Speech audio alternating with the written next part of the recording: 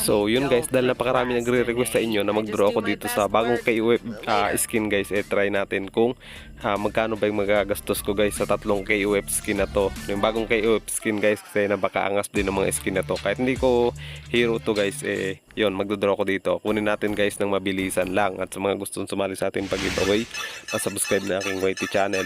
Ang YouTube channel ko guys na bago itong na-terminate kasi guys yung Alex Rare ko na channel, kaya yun, gumawa ulit ako ng bago. Kaya sana guys supportahan nyo rin ako, at comment nyo na lang dyan guys yung ML ID at server ng Mobile Legends nyo, at yun, weekly tayong mag-gift ng skin diamond sa mga solid na followers, subscriber ko guys. So guys, tignan natin to ng mabilisan lang. Tingnan natin kung makukuha bagad natin guys, at kung anong number yung aking list so dito guys sa mga skin na to. So, hindi ko naman hero to guys yung mga skin na to, kaya lang naangasan lang talaga ako sa mga skin. So una natin nakuha guys yung kay Masha. Masha ba yun guys o Baler? Masha guys kasi babae. So mabilisan lang to guys.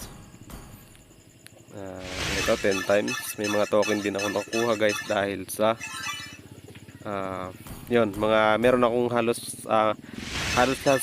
lahat kasi guys ng prize pool sa event na to ay meron akong skin, kaya yung binibigay sa akin ay yung token na lang. So yun yung kagandahan guys kapag mayroong mga pa-event na ganito, ang ibibigay sa iyo ay yung token guys kapag meron obtain mo na yung mga skin na nasa shop. So mabilisan lang din guys dito sa natin guys kung sinong skin yung makukuha natin dito.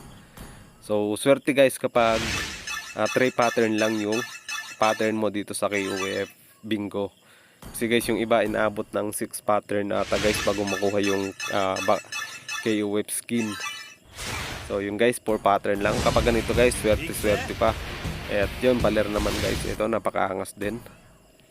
Hindi naman ako gumagamit nito guys ng mga hero na to, pero kinuha ko lang rin. Lalo na yung ito guys, yung baler, medyo nagbabaler pa ako. Pero yung Masha at Pakito guys, na hindi ako nagagamit na to. So yun, nakuha na natin lahat guys. At sana guys, supportahan nyo yung aking bagong YouTube channel at mag-subscribe na din kayo guys. So yun lang, thank you sa panonood.